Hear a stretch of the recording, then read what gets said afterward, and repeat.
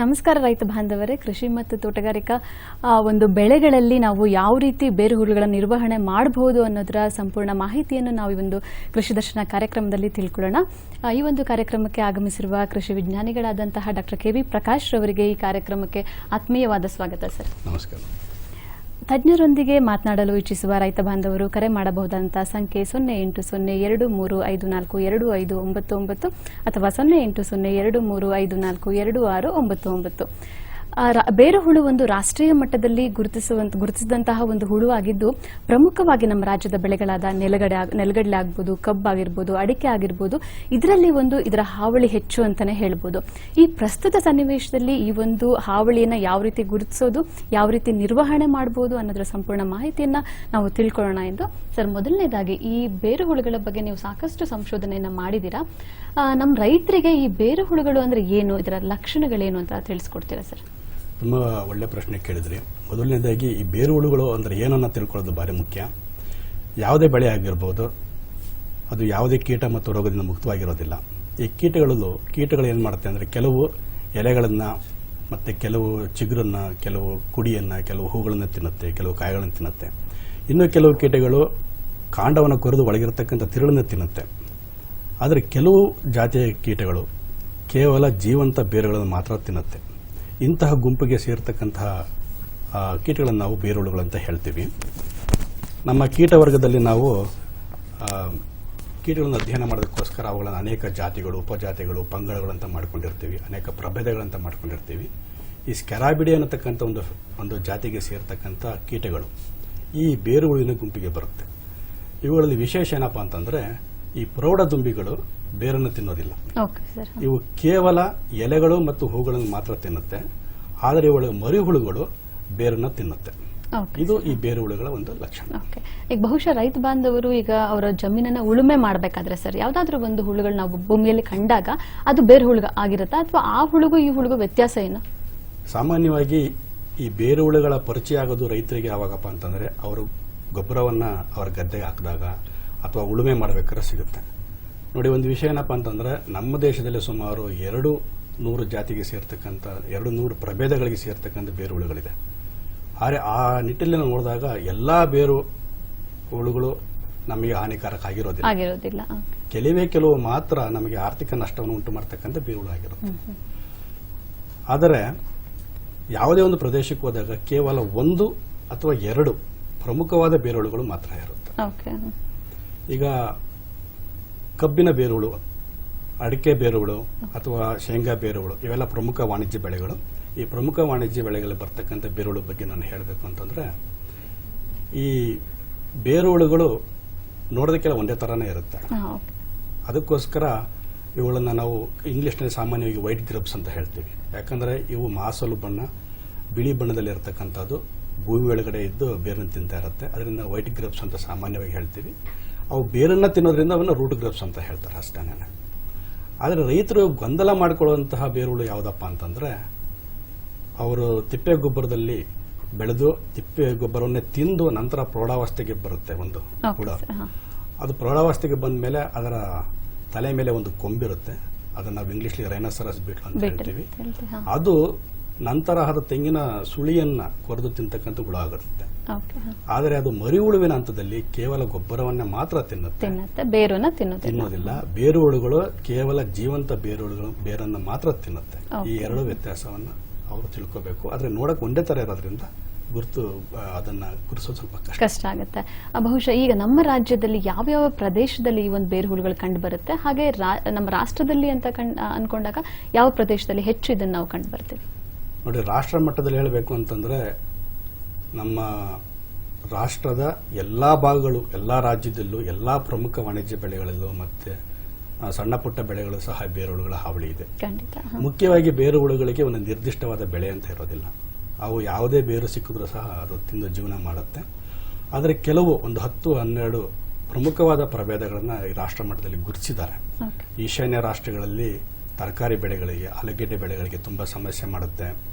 ಮತ್ತೆ ಮಧ್ಯ ಭಾರತದಲ್ಲಿ ಮತ್ತು ವಾಯುವ್ಯ ಭಾಗಗಳಲ್ಲಿ ಕಡಲೆಕಾಯಿಗೆ ಮತ್ತೆ ಬೇರೆ ಬೆಳೆಗಳಿಗೆ, ಜೋಳ ಇತ್ಯಾದಿ ಬೆಳೆಗಳಿಗೆ ಮತ್ತೆ ಶೇಂಗಾ ಬೆಳೆಗೆ ಹೆಚ್ಚಿನ ಪ್ರಮಾಣದಲ್ಲಿ ಅವು ಸಮಸ್ಯೆಯನ್ನು ಉಂಟು ಮಾಡುತ್ತೆ. ನಮ್ಮ ದಕ್ಷಿಣ ಭಾರತದಲ್ಲಿ ನಮಗೆ ತುಂಬಾ ಪರಿಚಯವಾಗಿರತಕ್ಕಂಥ ಹುಳುವಿನ ಹೆಸರು ವೈಜ್ಞಾನಿಕವಾಗಿ ಅದನ್ನ ಹೋಲೋಟ್ರೈಕೆ ಸೆರಾಟ ಅಂತ ಹೇಳ್ತೀವಿ. ಇದು ನಮ್ಮ ರಾಜ್ಯದಲ್ಲಿ, ಆಂಧ್ರದಲ್ಲಿ ಮತ್ತು ತಮಿಳುನಾಡಲ್ಲಿ ಯಥೇಚ್ಛವಾಗಿ ಹರಡಿಕೊಂಡಿದೆ. ನಾನು ಆಗಲೇ ಹೇಳ್ದಂಗೆ ಇದಕ್ಕೆ ಯಾವುದೇ ಒಂದು ರೀತಿಯ ಒಂದು ನಿರ್ದಿಷ್ಟವಾದ ಬೆಳೆ ಅಂತ ಇರೋದಿಲ್ಲ. ಆ ಪ್ರದೇಶದಲ್ಲಿ ಸಿಕ್ಕಂತ ಯಾವುದೇ ಬೆಳೆಯನ್ನು ಬೇಕಾದರೂ ತಿನ್ನುವಂತ ಸಾಮರ್ಥ್ಯ ಇವಕ್ಕಿರುತ್ತೆ. ನಮ್ಮ ರಾಜ್ಯದಲ್ಲಿ ಕಬ್ಬು, ಮತ್ತೆ ಶೇಂಗಾ ಮತ್ತು ಕೆಲವು ತರಕಾರಿ ಬೆಳೆಗಳು ಮತ್ತೆ ಹುಲ್ಲಿನ ಬೆಳೆಗಳಿಗೆ ಈ ಹೋಲೋಟ್ರೈಕೆ ಸೆರಾಟ ಅನ್ನತಕ್ಕಂಥ ಪ್ರಮುಖವಾದ ಒಂದು ಬೇರುಳು ಆಗಿರುತ್ತೆ. ಹಾಗೇನೆ ಪಶ್ಚಿಮ ಘಟ್ಟಗಳಲ್ಲಿ ಮತ್ತು ಕರಾವಳಿ ಪ್ರದೇಶಗಳಲ್ಲಿ ಬೆಳೆಯೋ ಅಡಿಕೆಗೆ ಅಲ್ಲಿ 3 ಪ್ರಭೇದದ ಬೇರುಗಳನ್ನು ಕಾಣ್ತೇವೆ. ಅವು ಕೇವಲ ಅತಿ ಹೆಚ್ಚು ಮಳೆ ಬೀಳತಕ್ಕಂತ ಆ ಕರಾವಳಿ ಮತ್ತು ಪಶ್ಚಿಮ ಘಟ್ಟಕ್ಕೆ ಮಾತ್ರ ಸೀಮಿತವಾಗಿದೆ. ನಮ್ಮ ರಾಜ್ಯದ ಇನ್ನಿತರ ಪ್ರದೇಶದಲ್ಲಿ ಎಲ್ಲಿ ಅಡಿಕೆ ಬೆಳೀತಾರಲ್ಲ ಅಲ್ಲಿ ಆ ಬೇರುಹುಳುಗಳು ಬರೋದಿಲ್ಲ. ಈ ರೀತಿ ಭೌಗೋಳಿಕವಾಗಿ ಬೇರೆ ಬೇರೆ ನಾವು ಪ್ರಭೇದಗಳನ್ನ ಗುರುತಿಸ. ಈಗ ನಾವು ಬಹುಶಃ ಹಾನಿಯ ಲಕ್ಷಣಗಳಿಗೆ ಅಂತ ಬಂದಾಗ ಸರ್, ಯಾವ ಬೆಳೆಯಲ್ಲಿ, ಈಗ ಬಹುಶಃ ನೀವು ಅಡಿಕೆ ಅಂತ ಹೇಳಿದ್ರಿ, ಈ ಅಡಿಕೆಯಲ್ಲಿ ಬೇರುಹುಳುಗಳ ಹಾನಿಯ ಲಕ್ಷಣ ಯಾವ ರೀತಿ ಇರುತ್ತೆ ಸರ್? ಅದು ತುಂಬಾ ಮುಖ್ಯವಾದ ಒಂದು ಅಂಶ. ಯಾಕಂದ್ರೆ ನಾವು ಮೊದಲು ಹೊರನೋಟಕ್ಕೆ ಯಾವ ರೀತಿ ಕಾಣುತ್ತೆ, ಬೇರುಹುಳಿನ ಬಾಧೆಗೆ ಆಗಿರ್ತಕ್ಕಂಥ ಗಿಡಗಳನ್ನು ನೋಡೋದು ತುಂಬಾ ಮುಖ್ಯ. ನೀವು ಅಡಿಕೆ ಬಗ್ಗೆ ಕೇಳಿದ್ರಿ, ಅದನ್ನ ಅಡಿಕೆ ಬಗ್ಗೆ ಹೇಳಬೇಕು ಅಂದ್ರೆ ಯಾವುದೇ ರೋಗ ಮತ್ತು ಕೀಟದ ಹಾವಳಿ ಇರೋದಿಲ್ಲ. ಆದ್ರೂ ಸಹ ಗಣನೀಯವಾಗಿ ಇಳುವರಿ ಕಡಿಮೆ ಆಗ್ತಾ ಹೋಗುತ್ತೆ. ಸಿಂಗಾರ ನಿಲ್ಲೋದಿಲ್ಲ, ಮತ್ತೆ ಎಲೆಗಳೆಲ್ಲ ಹಳದಿ ಆಗ್ತಾ ಹೋಗುತ್ತೆ, ಎಲೆಗಳ ಸಂಖ್ಯೆ ಕಡಿಮೆ ಆಗುತ್ತೆ, ಮತ್ತೆ ಪ್ರಮುಖವಾಗಿ ಆ ಕಾಂಡದ ಗಿಣ್ಣುಗಳ ಅಂತರ ಕಡಿಮೆ ಆಗಿ ಅದರ ತುದಿ ಚೂಪಾಗುತ್ತೆ. ಈ ಪೆನ್ಸಿಲ್ ನಾವು ಶಾರ್ಪ್ ಮಾಡಿದಾಗ ಅದರ ತುಂಡೆ ಚೂಪಾಗ್ತಾ ಹೋಗುತ್ತೆ. ಇದು ಮೊದಲನೇ ಲಕ್ಷಣ. ಕೆಲವು ಸಂದರ್ಭದಲ್ಲಿ ಬೇರೆ ಕಾರಣಕ್ಕೂ ಈ ರೀತಿ ಆಗ್ಬೋದು. ಆವಾಗ ನಾವು ಅವುಗಳ ಬುಡವನ್ನ ತೆಗೆದು ಅಗತ್ಯ ಮಾಡಿ ನೋಡಿ ಬೇರು ಹುಳುಗಳು ಇದೆಯೇ ಅನ್ನೋದನ್ನ ನಾವು ಪರಿಶೀಲನೆ ಮಾಡ್ಕೋಬೇಕು. ಎರಡನೇದು ಇನ್ನು ಕಬ್ಬಿನ ಬೆಳೆಗೆ ಬಂತು ಅಂದ್ರೆ, ಕಬ್ಬಿನ ಬೆಳೆನಲ್ಲಿ ಗರಿಗಳು ಒಣಗುತ್ತೆ. ಇದು ಮೊದಲನೇ ಲಕ್ಷಣ. ಇದು ಆ ಬಾಧೆಗೊಳಗಿರ್ತಕ್ಕಂಥ ಗಿಡವನ್ನ ನೀವು ಕೈಯಿಂದ ಕಿತ್ತರೆ ಸಲೀಸಾಗಿ ಬಂದ್ಬಿಡುತ್ತೆ. ಅದೇ ಆರೋಗ್ಯವಂತ ಗಿಡವನ್ನ ನೀವು ಕಿತ್ತರೆ ಕೇಳಕ್ ಆಗೋದಿಲ್ಲ. ಯಾವಾಗ ಇವುಗಳಲ್ಲಿ ಬೇರು ಇರೋದಿಲ್ಲ, ಸಲೀಸಾಗಿ ಕೈ ಬರುತ್ತೆ. ಆ ಬುಡವನ್ನು ನೋಡಿದಾಗ ಈ ತೋರುಳು ಬೇರುಳ ಗಾತ್ರದ ಇಷ್ಟು ಗಾತ್ರ ಇರತಕ್ಕಂತಹ ಬಿಳಿ ಬಣ್ಣದ 3 ಕಾಲುಗಳಿರ್ತಕ್ಕಂಥ ಬಲಿಷ್ಠವಾದ ಹಲ್ಲುಗಳಿರ್ತಕ್ಕಂಥ ಅಲ್ಲಿನ ಬೇರುಳುಗಳನ್ನು ಕಾಣ್ತೇವೆ. ಸರ್, ಚರ್ಚೆ ಮುಂದುವರ್ಸೋಣ. ಒಂದು ಕರೆ ಇದೆ, ತಗೊಳ್ಳೋಣ. ಸೋಮು ಅಂತ ಅತಣಿಯಿಂದ. ನಮಸ್ಕಾರ ಸೋಮು ಅವರೇ, ನಿಮ್ ಪ್ರಶ್ನೆಯನ್ನ ಕೇಳಿ. ಹಲೋ, ನಮಸ್ಕಾರ ಮೇಡಮ್. ನಮಸ್ಕಾರ, ನಿಮ್ ಪ್ರಶ್ನೆಯನ್ನ ಕೇಳಿ. Hello sir. ನಮಸ್ಕಾರ, ಮಾತಾಡಿ. ನಮಸ್ಕಾರ ಸರ್, ನಾವು ಇಲ್ಲಿ ಬೆಳಗಾವಿ ಜಿಲ್ಲೆ ಅರ್ಜೆಂಟ್ ಮಾತಾಡೋದು ಸರ್. ಹೌದು, ಹೇಳಿ ಸರ್. ಸರ್, ನಮ್ದು ಕಬ್ಬು ಐತ್ರಿ ಸರ್, ಒಂದು 4 ಹೆಕ್ಟೇರ್ ಸರ್. ಆ ಕಬ್ಬು ಸರ್ ಬೇಸಿಗೆ ದಿನ ಬರ್ತದ ಸರ್, ಆಟೋಮೆಟಿಕ್ ಕಬ್ಬು ಒಣಗಾಕತ್ತದ್ರಿ ಸರ್. ನೀರ್ ಕಡಿಮೆ ಮಾಡಿದ್ವಿ ಅಂದ್ರೆ ಸರ್ ಬಡ್ಡಿ ಕಾಡು ಕೊಡ್ತಾವ್ರಿ ಸರ್. ಸರಿ, ಅದಕ್ಕೆ ಕಾರಣ ಕೇಳ್ತಾ ಇದ್ದೀರಿ. ನೀವೇ ಪ್ರಶ್ನೆ ಜೊತೆ ಉತ್ತರನು ಹೇಳ್ತಾ ಇದ್ದೀರಿ. ನೀವು ಬೇಸಿಗೆನಲ್ಲಿ ನೀವು ನೀರಾವರಿ ಸರಿಯಾಗಿ ಕೊಟ್ಟಿಲ್ಲ ಅಂತಂದಾಗ ಬಾಡತ್ತೆ ಅಂತ ನಾವು ಅದನ್ನೇ ಚರ್ಚೆ ಮಾಡ್ತಾ ಇದ್ವಿ. ಅನೇಕ ಸಂದರ್ಭದಲ್ಲಿ ಏನಾಗತ್ತಂದ್ರೆ ಕಬ್ಬು ಬೆಳೆ ನೀರು ಸರಿಯಾಗಿ ದೊರಕಲಿಲ್ಲ ಅಂತಂದ್ರೂ ಸಹ ಬಾಡತ್ತೆ, ಬಾಡಿ ಒಣಗುತ್ತೆ. ನೀವು ಆ ಸಂದರ್ಭದಲ್ಲಿ ಗಿಡವನ್ನ ಕಿತ್ತು ನೋಡಿ ಆ ಬುಡದಲ್ಲಿ ಏನಾದ್ರು ಬೇರುಹುಳುಗಳು ಇದ್ರೆ ಮಾತ್ರ ಅದು ಬೇರುಹುಳಿಂದ ಆಗಿರತಕ್ಕಂಥ ಸಮಸ್ಯೆ, ಇಲ್ಲ ಅಂದ್ರೆ ಅದು ನೀರಾವರಿ ಸಮಸ್ಯೆ. ಅದು ಬುಡದಲ್ಲಿ ಕಾಣುತ್ತೆ. ಯಾವ ಗಿಡಗಳು ಹಾನಿಯಾಗಿರುತ್ತೆ ಆ ಗಿಡವನ್ನ ನಾವು ಕಿತ್ತು ನೋಡಿದಾಗ ಈ ಬೇರುಹುಳುಗಳು ಕಾಣಿಸುತ್ತೆ. ಕೆಲವು ಗಿಡದಲ್ಲಿ ಒಂದಿರಬಹುದು, ಕೆಲವು ಗಿಡದಲ್ಲಿ 20-30 ಇರುತ್ತೆ. ಅದನ್ನ ತಾವು ದಯಮಾಡಿ ಅದನ್ನ ತಾವು ಒಂದ್ಸಲ ಗಮನಿಸಿ. ಆ ರೀತಿ ನಿಮಗೆ ಬೇರುಹುಳುಗಳು ಇದೆ ಅಂತ ಅನ್ಸಿದ್ರೆ ಮಾತ್ರ ಆ ಬೇರುಹುಳಿನ ಸಮಸ್ಯೆ, ಅದಕ್ಕೆ ನಾವು ನಿಯಂತ್ರಣ ಕ್ರಮಗಳನ್ನು ಅನುಸರಿಸಬಹುದು. ಮತ್ತೊಂದು ಕರೆ ಇದೆ ಸರ್, ಕುಮಾರಸ್ವಾಮಿ ಅಂತ ಚಳ್ಳಕೆರೆಯಿಂದ. ನಮಸ್ಕಾರ ಕುಮಾರಸ್ವಾಮಿ ಅವರೇ, ನಿಮ್ ಪ್ರಶ್ನೆಯನ್ನ ಕೇಳಿ. ನಮಸ್ಕಾರ, ಹೇಳಿ ಸರ್. ಸರ್, ನಾನು ಕುಮಾರಸ್ವಾಮಿ ಅಂತ ಹೇಳ್ಬಿಟ್ಟು ಚಳ್ಳಕೆರೆ ತಾಲೂಕು ಗೊರ್ಲಾತ್ ಅಂತ ವಿಲೇಜ್ ಸರ್ ನಮ್ದು. ಹೇಳಿ ಕುಮಾರಸ್ವಾಮಿ ಅವರ. ಮಾವಿನ ಗಿಡ ಇಡಿಸಿದೀವಿ ಮೇಡಮ್ ನಾವು, ಸ್ವಲ್ಪ ಬೇರುಳ ಬರುತ್ತೆ. ಮಾವಿನ ಗಿಡಕ್ಕ? ಮಾವಿನ ಗಿಡ ಓಕೆ, ಸ್ವಲ್ಪ ಒಣಗ್ತಾ ಇರುತ್ತೆ ಮೇಡಮ್. ಅದು ನೀವು ಬೇರುಳುಗಳು ನೋಡಿದೀರಾ ಬುಡದಲ್ಲಿ? ಬುಡದಲ್ಲಿ ನೋಡಿಲ್ಲ, ನಾವು ತೆಗೆದು ನೋಡಿಲ್ಲ. ಹಂಗೆ ಗಿಡ ಇಟ್ಟಿರೋದು ಆಲೆ ಒಂದು 6 ಮಂತ್ ಆಗಿದೆ ಗಿಡ ಇಟ್ಟು. ಆದ್ರೆ ಒಣಗಿದೆ. ಒಣಗಿದೆ. ಎಲ್ಲ ಗಿಡಕ್ಕೆ ಬರಲ್ಲ, ಎಲ್ಲ ಒಂದೊಂದು ಕಾಣಿಸ್ಕೊಂತ ಇರುತ್ತೆ. ತಾವು ಎಷ್ಟು ವಯಸ್ಸಿನ ಗಿಡಗಳು ನೀವು ತಾವು ಹೇಳ್ತಾ ಇರೋದು? 6 ತಿಂಗಳಾಗಿದೆ ಕುಮಾರಸ್ವಾಮಿ ಅವರೇ. ನಾವು 6 ತಿಂಗಳು ಬೆಳೆ ಅಂತ ಹೇಳ್ತಾ ಇದ್ರಿ ಸರ್. ಈಗ ಕೆಲವು ಪ್ರದೇಶಗಳಲ್ಲಿ ಏನಾಗುತ್ತೆ ಅಂತಂದ್ರೆ ಈ ಅಲ್ಲೊಂದು ಇಲ್ಲೊಂದು ಹಾ ಸರ್. ಬೇರುಳಿನ ಸಮಸ್ಯೆ ಬರ್ಬೋದು. ಅದು ಮಾವಿಗೂ ಬರಬಹುದು ಸರ್. ತುಂಬಾ ಚಿಕ್ಕ ಗಿಡಕ್ಕೆ ತುಂಬಾ ಚಿಕ್ಕ ಗಿಡಕ್ಕೆ ಬರ್ಬೋದು. ಯಾಕಂದ್ರೆ ಇವು ನಿರ್ದಿಷ್ಟವಾದ ಪ್ರದೇಶದಲ್ಲಿ ಇರೋದಿಲ್ಲ. ಓಕೆ. ಅವು ದುಂಬಿ ಹಾರು ಬಂದು ಆ ಜಮೀನಿನಲ್ಲಿ ಮೊಟ್ಟೆ ಇಟ್ಟಿರುತ್ತೆ. ಅಲ್ಲಿರ್ತಕ್ಕಂಥ ಹುಲ್ಲು ಇತ್ಯಾದಿ ಬೆಳೆಗಳನ್ನು ನಾವು ತಿನ್ಕೊಂಡು ಜೀವನ ಮಾಡ್ತಿರುತ್ತೆ. ಯಾವಾಗ ಇವರು ಸಸಿಯನ್ನು ಇಡ್ತಾರೆ ಆ ಸಂದರ್ಭದಲ್ಲಿ ಹುಳುಗಳಿಗೆ ಸಮಸ್ಯೆ ಆಗ್ಬಹುದು. ಆದರೆ ಬೇರುಳಿಂದನೇ ಆಗಿರೋದಿಲ್ಲ. ಅದು ಸ್ವಲ್ಪ ಅವ್ರು ಪರೀಕ್ಷೆ ಮಾಡ್ಕೋಬೇಕು, ಪರೀಕ್ಷೆ ಮಾಡ್ಕೋಬೇಕು. ಇಲ್ಲಾಂದ್ರೆ ಸಾಮಾನ್ಯವಾಗಿ ಅಂತ ಸಂದರ್ಭದಲ್ಲಿ ಈ ಮಣ್ಣು ಬಿಗಿಯುವಂಥದ್ದು ಅಥವಾ ಕೊಳೆ ರೋಗದಿಂದ ಆ ತರ ಗಿಡಗಳು ಸಾಯ್ತಾ ಇರುತ್ತೆ. ಅದನ್ನ ಪರಿಶೀಲನೆ ಮಾಡ್ಕೊಂಡು ಬೇರುಹುಳುದ್ದೇ ಆಗಿದ್ರೆ ಅದನ್ನ ನಿರ್ವಹಣಾ ಕ್ರಮ ತಗೋಬಹುದು. ಹಾಗೆ ಚರ್ಚೆ ಮುಂದುವರಿಸ್ತಾ ಸರ್, ಈಗ ನಾವು ನೆಲಗಡಲೆಯಲ್ಲಿ ಮತ್ತೆ ಇನ್ನಿತರ ಬೆಳೆಗಳಲ್ಲಿ ಯಾವ ರೀತಿ ಇದ್ರ ಹಾನಿ ಲಕ್ಷಣಗಳು ಕಂಡು ಬರುತ್ತೆ? ಹಾಗೆ ಕಬ್ಬಿನ ಬಗ್ಗೆ ಮಾತಾಡಿದ್ವಿ, ಅಡಿಕೆ ಬಗ್ಗೆ ಮಾತಾಡಿದ್ವಿ. ಈ ನೆಲಗಡಲೆಯಲ್ಲಿ ಏನಾಗುತ್ತೆ ಅಂದ್ರೆ ಸಾಲುಗಳಲ್ಲಿ ಈ ಬೇರುಹುಳುವಿನ ಹಾವಳಿ ಕಾಣಿಸ್ಬೋದು. ಈಗ ಒಂದು ಸಾಲು ಇತ್ತಂದ್ರೆ ಒಂದು 10-15 ಗಿಡಗಳು, ಬಹುಶಃ ನಾವು ಟಿವಿ ಪರದೆಲ್ ಮೇಲೆ ಕಾಣ್ತಾ ಇದೆ ಸರ್. ಹೌದು, ಕಾಣ್ತಾ ಇದೆ ನೋಡಿ. ಒಂದು 10-15 ಗಿಡಗಳು ಬಾಡಿ ಒಣಗಿರುತ್ತೆ. ನೀವು ಅದೇ ಸಾಲಿನ ಮುಂದುವರಿಸಿ ಆ ಬಾಡಿರತಕ್ಕಂಥ ಗಿಡ ಆಗ್ಬೋದು ಅಥವಾ ಅದರ ಮುಂದಿನ ಗಿಡವನ್ನ ನೀವು ಬುಡ ಸಮೇತ ತೆಗೆದ್ರೆ ಅಲ್ಲಿ ಒಂದು ಬೇರುಳ ಇರುತ್ತೆ. ಈ ಒಂದೇ ಒಂದು ಬೇರುಳ ಇರುತ್ತೆ ಅಷ್ಟೇ ಅಲ್ಲಿ. ಅದು ನೋಡಿ ತಾವು ಕಾಣಬಹುದು, ಅದು 3ನೇ ಹಂತದ ಬೇರುಹುಳುವುದು. ಆ ಸಂದರ್ಭದಲ್ಲಿ ಆ ಗಿಡವನ್ನ ನಾವು ಉಳಿಸ್ಕೊಳಕ್ ಆಗೋದಿಲ್ಲ. ಇದು ಸಹ ಕಬ್ಬಿಗೆ ಬರ್ತಕ್ಕಂಥ ಬೇರುಳುವೇನೆ. ಹಾಗೆ ನಾನು ಮುಂದುವರೆದು ಏನ್ ಹೇಳ್ಬೇಕು ಅಂತಂದ್ರೆ, ಇದು ರೋಗ ಅಲ್ಲ. 1 ಎಕರೆ ಜಮೀನಿನಲ್ಲಿ ಕಬ್ಬಾಗ್ಬೋದು, ಅಡಿಕೆ ಆಗ್ಬೋದು ಅಥವಾ ನೆಲಗಡಲೆ ಆಗ್ಬೋದು. 1 ಎಕರೆ ಜಮೀನಲ್ಲಿ ಬೇರುಳು ಬಂದಿದೆ ಅಂದ್ರೆ 1 ಎಕರೆ ಸಂಪೂರ್ಣವಾಗಿ ನಾಶ ಆಗೋದಿಲ್ಲ. ಅಲ್ಲಲ್ಲಿ ಗುಂಪು ಗುಂಪಾಗಿ ಕೆಲವು ಗಿಡಗಳು ಮಾತ್ರ ಸಾಗುತ್ತೆ. ಹಾಗೆ ಚರ್ಚೆ ಮುಂದುವರಿಸೋಣ ಸರ್. ಒಂದು ಕರೆ ತಗೊಳ್ಳೋಣ ಸುಳ್ಯದಿಂದ. ನಮಸ್ಕಾರ ಸರ್. ಹಲೋ, ನಮಸ್ಕಾರ ಮೇಡಮ್. ನಮಸ್ಕಾರ. ನಿಮ್ ಪ್ರಶ್ನೆಯನ್ನ ಕೇಳಿ. ಇದು ನಾವು ಸುಳ್ಯದಿಂದ ಮಾತಾಡೋದು. ಹೇಳಿ. ಇಲ್ಲಿ ತೋಟಗಳೆಲ್ಲ ಹಳದಿ ರೋಗ ಬಂದಿದೆ. ಹಳದಿ ರೋಗ? ಬೇರಿಲ್ಲ. ಯಾವ ಬೆಳೆ? ಅಡಿಕೆ ತೋಟ ಇದು ಅಡಿಕೆ ತೋಟ. ಓಕೆ. ಹೌದೌದು. ಅದಕ್ಕೆ ಕಾರಣ ಕೇಳ್ತದೆ, ಬೇರಿಲ್ಲ. ಹೌದು, ಅದು ಅದರ ನಿಯಂತ್ರಣ ಮಾಡುವುದು ಹೇಗೆ ಅಂತ ಕೇಳುದು ನಾವು. ಎಷ್ಟು ವರ್ಷದ ತೋಟ ವೆಂಕಟರಮಣ ಗೌಡ್ರೆ? ಇದು ಒಂದು 10 ವರ್ಷದಿಂದ ಇದು ಬಾಧೆ ಉಂಟು ಈಗ.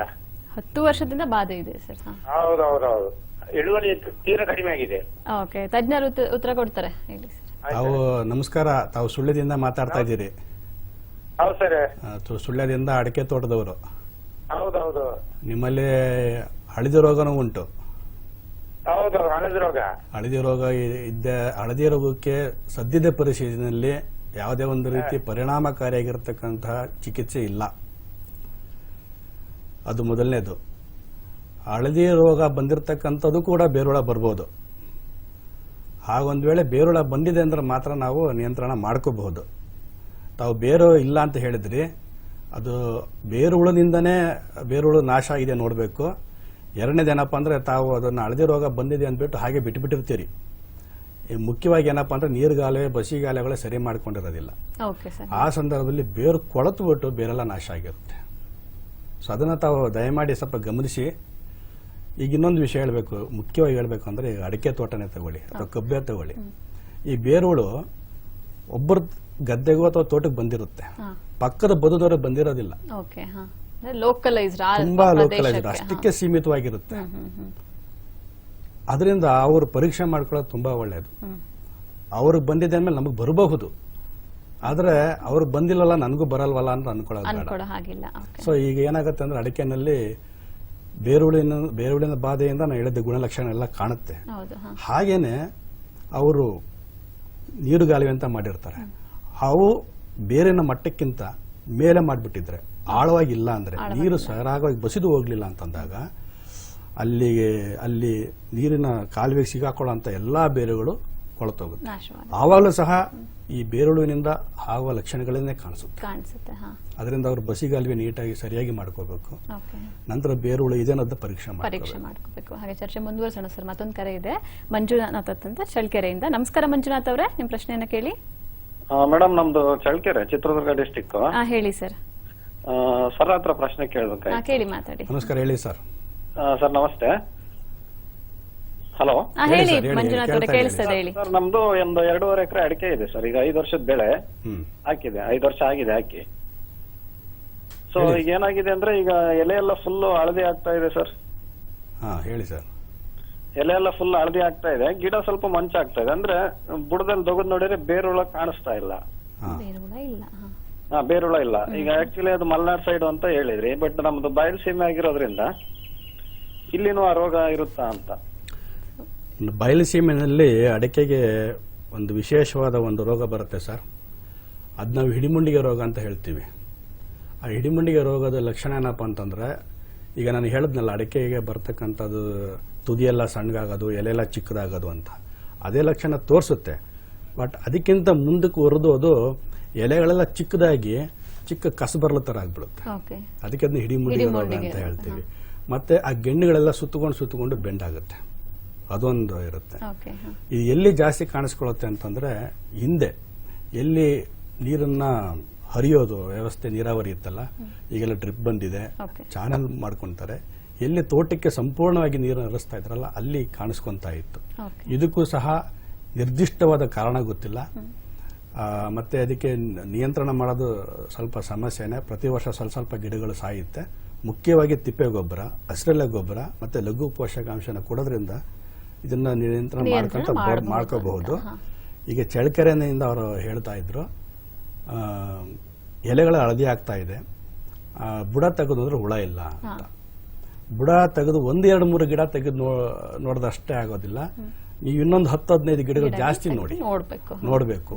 ನೋಡಿ ಅದರಲ್ಲಿ ಬೇರುಳ ಇದೆ ಅನ್ನೋದ ಗಮನಿಸಿ. ಈಗ ಸಾಕಷ್ಟು ಚಿತ್ರದಲ್ಲಿ ನೋಡ್ತಾ ಇರ್ಬೋದು, ಬೇರುಳ ಹೇಗಿರುತ್ತೆ ಅನ್ನೋದು ತಾವೆಲ್ಲ ಗಮನಿಸಿರ್ತೀರಿ.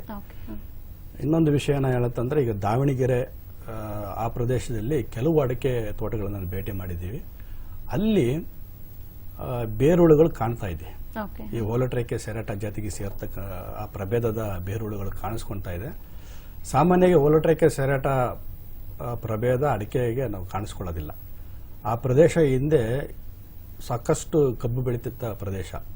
ಇತ್ತೀಚೆಗೆ ಕಬ್ಬನ್ನ ಬಿಟ್ಟು ಅಡಿಕೆನ ಹಾಕಿರತಕ್ಕಂಥ ಹೊಸ ತೋಟದಲ್ಲಿ ಈ ಸಮಸ್ಯೆ ಕಾಣಿಸಿದೆ. ಬಟ್ ಅಲ್ಲಿ ಕೆಲವು ಗಿಡಗಳು ಸತ್ತಿದೆ. ಆದರೆ ಇದು ಹಾಗೆ ಮುಂದುವರಿಯುತ್ತೆ ಇಲ್ಲೋ ಅನ್ನೋದ್ರ ಬಗ್ಗೆ ನಾವು ಗಮನಿಸ್ತಾ ಇರ್ತೀವಿ. ಈಗ ಒಂದು ಕರೆ ಇದೆ ಸರ್ ಗದಗಿಂದ. ನಮಸ್ಕಾರ. ನಮಸ್ಕಾರ ರಾಮಣ್ಣಗೌಡ್ರೆ, ನಿಮ್ ಪ್ರಶ್ನೆಯನ್ನ ಕೇಳಿ. ನಮಸ್ಕಾರ ಮೇಡಮ್. ನಮಸ್ಕಾರ. ಗದಗ ಜಿಲ್ಲಾ ಹುಲ್ಕೋಟಿ ಗ್ರಾಮ. ಹೇಳಿ ಸರ್. ನಮ್ದು 700 ಮಾವಿನ ಗಿಡ ಇದೆ ಸರ್. ಈಗ ಇದು 10 ವರ್ಷದ ಗಿಡಗಳು. ಓಕೆ. ಅವಕ್ಕೆ ಗೆದ್ದಲ ಇದು ಅದಕ್ಕೆ ಏನ್ ಹಾಕ್ಬೇಕು ಮೇಡಮ್? ಗೆದ್ದಲು ಜಾಸ್ತಿ ಇದೆ, ಬೇರೆ ತಿನ್ನೋ ಹುಳ, ಗೆದ್ದಲು ಕಾಂಡ ತಿಂತಾವು. ಓಕೆ. ಅದಕ್ಕೆ ಏನ್ ಮಾಡ್ಬೇಕು ಮೇಡಮ್? ಸರಿ, ಹೇಳ್ತಾರೆ, ತಜ್ಞರ ಉತ್ತರ ಕೊಡ್ತಾರೆ. ರಾಮಣ್ಣಗೌಡರು ಎಷ್ಟು ಎಕರೆ ಹೇಳಿದ್ರಿ ಸರ್ ನೀವು? ನಮ್ದು 6 ಎಕರೆ 20 ಗುಂಟೆ ಇದೆ ಸರ್. 6 ಎಕರೆ 20 ಗಿಡ ಗುಂಟೆ ಇದೆ. ಮಣ್ಣು ಯಾವ ಮಣ್ಣು ಸರ್ ನಿಮ್ದು? ಕೆಂಪು ಮಣ್ಣು ಸರ್. ಕೆಂಪು ಮಣ್ಣು. ಈ ಕೆಂಪು ಮಣ್ಣು ನಮ್ಮ ಗೆದ್ದಲಿಗೆ ಹೇಳಿ ಮಾಡಿಸಿರ್ತಕ್ಕಂತಹ ಮಣ್ಣು ಸರ್. ಸೊ ಆ ಮಣ್ಣಲ್ಲಿ ಯಾವುದೇ ಬೆಳೆ ಬೆಳೆದಾಗ ಗೆದ್ದಲು ಬರೋದು ಸಾಮಾನ್ಯನೇ. ಗೆದ್ದಲಿಗೆ ಅತ್ಯಂತ ಉತ್ಕೃಷ್ಟವಾದ ಕೀಟನಾಶಕ ಅಂತಂದ್ರೆ ನೀರು, ಒಳ್ಳೆ ನೀರು ಅಷ್ಟೇನೆ. ಯಾವುದೇ ಕೀಟನಾಶಕದಿಂದ ಅದನ್ನ ಗೆದ್ದಲನ್ನ ನಿಯಂತ್ರಣ ಮಾಡೋಕ್ಕಾಗೋದಿಲ್ಲ. ನೀವು ಆವಾಗವಾಗ ನೀರಾವರಿಯನ್ನು ಸರಿಯಾಗಿ ಮಾಡ್ತಾ ಹೋದ್ರೆ ಅವುಗಳ ಸಂಖ್ಯೆ ಕಡಿಮೆ ಆಗುತ್ತೆ ಸರ್. ಇಲ್ಲ ಅಂತಂದ್ರೆ ಏನಾಗುತ್ತೆ ಅಂದ್ರೆ ಅವುಗಳ ಒಂದು ಗೆದ್ದಲ ಹುತ್ತ ಇರುತ್ತಲ್ಲ, ಅಲ್ಲಿರ್ತಕ್ಕಂಥ ರಾಣಿ ಜೀನನ್ನು ನಾಶ ಮಾಡಬೇಕಾಗಿರುತ್ತೆ. ಆದ್ರೆ ಗೆದ್ದಲುಗಳು ಎಲ್ಲಿಂದ ಬರುತ್ತೆ, ಎಷ್ಟು ದೂರದಿಂದ ಬರುತ್ತೆ, ಅದನ್ನ ಹುಡುಕೋದು ಕಷ್ಟ. ಅದರಿಂದ ನೀವು ನೀರಾವರಿಯಿಂದನೇ ನೀವು ಯಾವುದೇ ಕೀಟನಾಶಕವನ್ನು ಬಳಸದಲ್ಲೇ ಈ ಗೆದ್ದಲನ್ನ ನಿಯಂತ್ರಣ ಮಾಡ್ಕೋಬಹುದು. ಸರಿ, ಬಹುಶಃ ಸಮಯದ ಅಭಾವ ಇರೋದ್ರಿಂದ ಸಂಕ್ಷಿಪ್ತವಾಗಿ ಯಾವ ರೀತಿ ಸಮಗ್ರ ನಿರ್ವಹಣೆ ಅಂತ ಹೇಳ್ಬೋದು. ಸಂಕ್ಷಿಪ್ತ 1-2 ವಾಕ್ಯದಲ್ಲಿ ಹೇಳೋದಾದ್ರೆ ಸಮಗ್ರವಾಗಿ ನಿರ್ವಹಣೆ. ಬೇರೆ ಕೀಟಗಳನ್ನ ನಿಯಂತ್ರಣ ಮಾಡುವ ರೀತಿಯಲ್ಲಿ ಈ ಬೇರುಹುಳ ನಿಯಂತ್ರಣ ಮಾಡೋಕ್ಕಾಗೋದಿಲ್ಲ. ಈಗ ನಾನು ಕಬ್ಬಿನ ಬೇರುಹುಳದ ಬಗ್ಗೆ 1-2 ಮಾತನ್ನು ಹೇಳಕ್ಕೆ ಇಷ್ಟಪಡ್ತೀನಿ. ಇಲ್ಲಿ ದುಂಬಿಗಳನ್ನು ಹಿಡಿಯೋದು ತುಂಬಾ ಮುಖ್ಯ. ಮತ್ತೆ ಅಡಿಕೆ ಬೇರುಳಿನಲ್ಲಿ ದುಂಬಿ ಹಿಡಿಯೋದು ಸ್ವಲ್ಪ ಕಷ್ಟ. ಆದ್ರೆ ಅಲ್ಲಿ ಅವ್ರು ಏನ್ ಮಾಡ್ಬೇಕಾಗತ್ತೆ ಅಂತಂದ್ರೆ, ಬೆಳೆದಿರ್ತಕ್ಕಂಥ ಹುಳುವನ್ನ ಅಗತ್ಯ ಮಾಡಿ ತೆಗೆಯುವಂಥದ್ದು ಭೂಮಿಯಿಂದ. ಅಲ್ಲಿ ಯಾವುದೇ ಕೀಟನಾಶಕದ ಅವಶ್ಯಕತೆ ಇರೋದಿಲ್ಲ. ಇಲ್ಲೂ ಸಹ ಯಾವುದೇ ಕೀಟನಾಶಕದ ಅವಶ್ಯಕತೆ ಇರೋದಿಲ್ಲ. ಆದ್ರೆ ಸಮಯ ಮತ್ತೆ ಶ್ರಮ ಇವೆರಡು ಕೆಲಸ ಬೇಡುತ್ತೆ.